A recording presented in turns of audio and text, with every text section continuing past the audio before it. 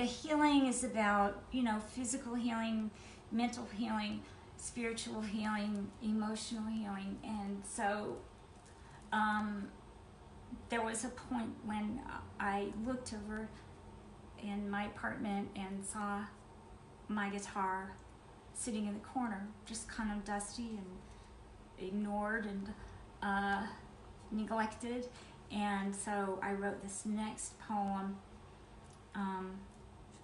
about that.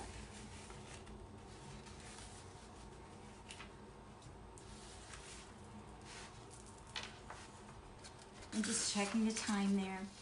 My beautiful guitar. All you needed were some strings to remember who you are. New tuning pegs to guide you to your destiny. In a corner, you sat, dull and lifeless and ugly. And now you're sparkly and shiny and new. Now you can do what you're meant to do.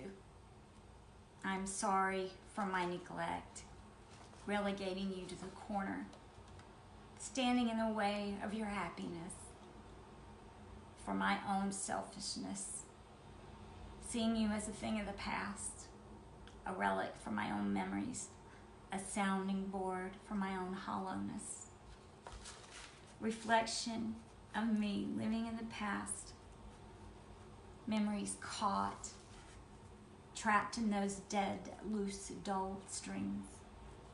And now they're taut, ready to play.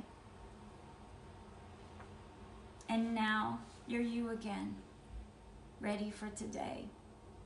I wanted to hug the guy at the music store, restoring your worth. Now play with me as I restore mine. And so again, that was just a poignant moment that I had, you know, of realization. And I really did take the guitar. I realized that, you know, it was just sitting there, not being used, not being enjoyed, not being its full potential. And so when I did take it, I realized that it, you know, it was the way that we do ourselves, we can do ourselves the same way. You know, we can forget to take care of ourselves. We can forget to give ourselves permission to get new strings or, you know, whatever. But, you know, I just thought about that and my own journey. And, well, you know, I'm a poet, too, you know, so I think in metaphor. And so it's just, the guitar was just a perfect symbol for me of restoring worth, remembering, you know, self-worth, and that we're all here, you know, to do something. We're all here. We all serve a purpose. We all have gifts, and we all deserve to be happy. And so it's about self-worth. We're all worthy. We're all valuable. We're all deserving. We're all gifted. You know, we have gifts, and maybe, you know, you think, oh, I don't have a gift. Yes, you do. You know, you may not play an instrument, you may not be musical, you may not paint, you may not, you know, whatever, but you have a gift.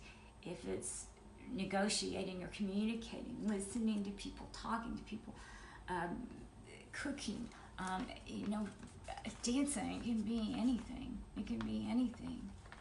Anything, everything that we do is creative. And so allowing yourself to do what it is that brings you joy, you know, is, you know, about that. And so it's all about your mission.